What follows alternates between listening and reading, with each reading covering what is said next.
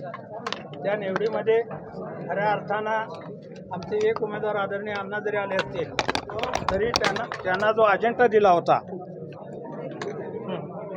त्या अजेंड्याबरोबर कार्यक्रमाचा वेळ दिलेली नव्हती अधिकाऱ्यांनी, आणि त्या अजेंडा पाठीमागं वेळ दिली जाते.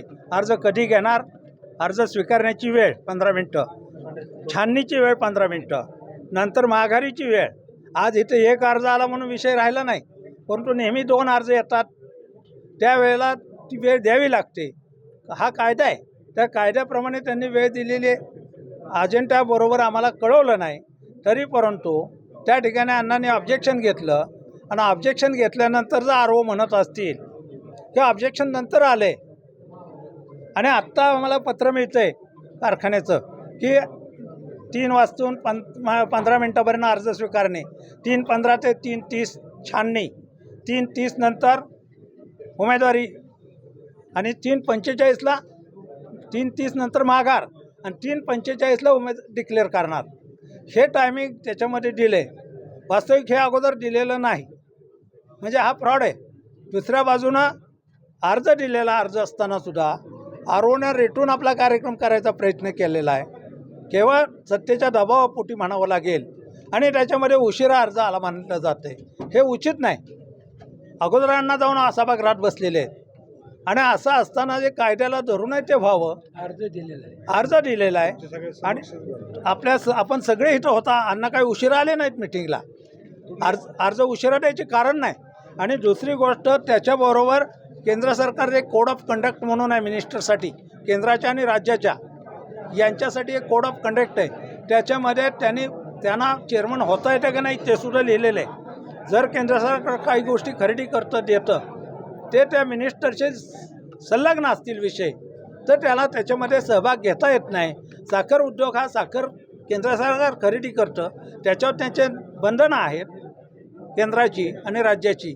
असं असताना या ठिकाणी चेअरमन होणं ही बेकायदेशीर आहे काय.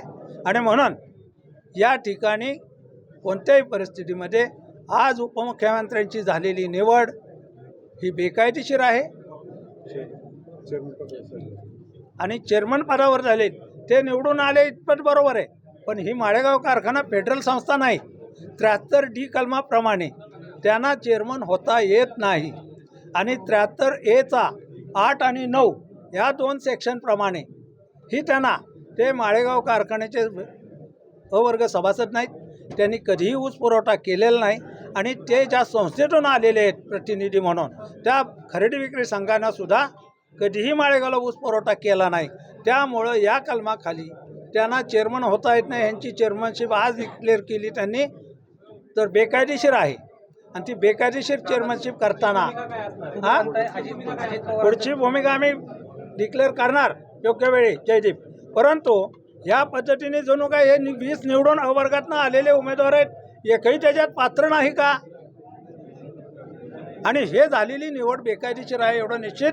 त्याच्या संदर्भात आम्ही त्यांना पत्र दिलेलं आहे, कोड ऑफ कंडक्टची कॉपी दिलेली, आणि हे सुद्धा दिलेलं आहे अर्जसुद्धा आमचा 22मध्ये दिलेला निर्णय खंडपीठानं तो आरवर लागू होतो आहे. त्यांनी कंटेम्प्ट ऑफ कोर्ट केलेला आहे, म्हटलं तर काय वावगं ठरणार नाही. आत गेल्यानंतर अर्ज त्यांचे आले, अर्ज आल्यानंतर त्यांनी छाननी सुरू केली. छाननी सुरू असताना मी माझा तक्रारी अर्ज दिला, आणि तक्रारी अर्ज दिला, आणि त्यात मी सांगितले त्यांना की औरंगाबादच्या खंडपीठानं 2022 साली एक निर्णय दिलेला आहे, व वर्गातून किंवा अशा सोसायट्यातून जरी कोणी संचालक निवडून आला तरी त्याला चेअरमन म्हणून होता येत नाही, असा 73D प्रमाणे निकाल दिलेला आहे. लक्षात आलं का. हे आपण त्यांना दिलेले, परंतु त्यांना रेटून करायचं असल्यामुळं त्यांनी आपलं हे सगळं चालवलेलं आहे. वास्तविक कायदेशीर नाही, चुकीचं आहे.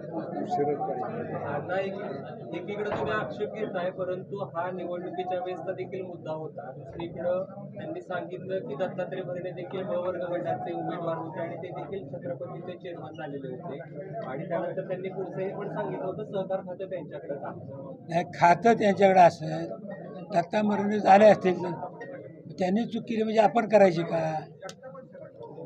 त्यांनी चूक केली आपण चूक करायची का? नियमाला काय असं देऊ द्या ना. तुम्ही अधिकाऱ्यांशी बोलला, अधिकाऱ्यांनी तुम्हाला काय सांगितलं? काय नाही, पोच दिली. गोष्टीवरती आक्षेप आहे तुमचा. अधिकाऱ्याने पोच दिली. तुमची काही न्यायालयीन लढाई आपण लढणार आहात का? हा न्याय- योग्य वेळेला जाहीर करू. तुम्ही आता इथून पुढे कोणाकडे तक्रार करणार आहे? योग्य वेळेला जाहीर करू. पण आता एकंदरीत जर बोलायचं झालं तर तुमचं एकमेव उमेदवार तुम्ही निवडून आलेला हो. संचालक. आणि नेमका आक्षेप घेण्याची नेमकी कारणं काय आहेत असं तुम्हाला वाटतं? कुठलं कारखान्याचं कामकाज कायदा पोटनियम ह्याचमधून चालावं. कोणावरती अन्याय होऊ नये, न्याय मिळावा, संस्था व्यवस्थित चालावी. लक्षात आलं का? असं आम्हाला वाटतं की ज्याच्याकडून सभासदाला 2 पैसे अध्यक्ष मिळावे.